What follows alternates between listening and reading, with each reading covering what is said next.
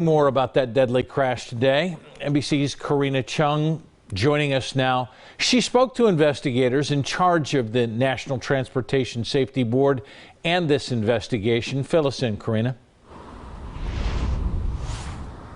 Brad, this investigation is just getting started, and it will be a long process, up to potentially a year. I'm going to show you a little bit what's going on. You can still see there are investigators here working. There are lights on. Now, air safety investigator Aaron McCarter says this will be a multinational investigation. That's because the aircraft's engines were built in Canada.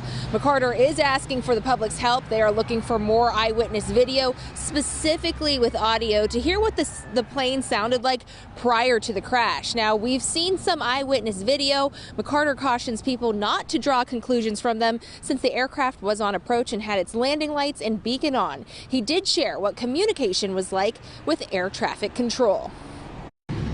There were no issues reported during the flight. In fact, the airplane was cleared for approach to runway 21. Communications for 10 minutes were very standard. There was nothing unusual. The pilot acknowledged air traffic control. There was reciprocal acknowledgement.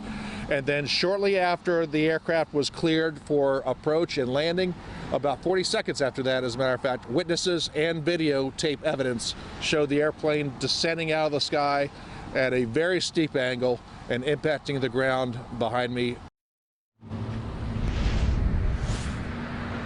McCarter says he has heard from the owner of the aircraft and they're working to get maintenance records at this time. Again, the full details of this crash and the probable cause will be released at a much later time. Local for you in Marietta, I'm Karina Chung, NBC4.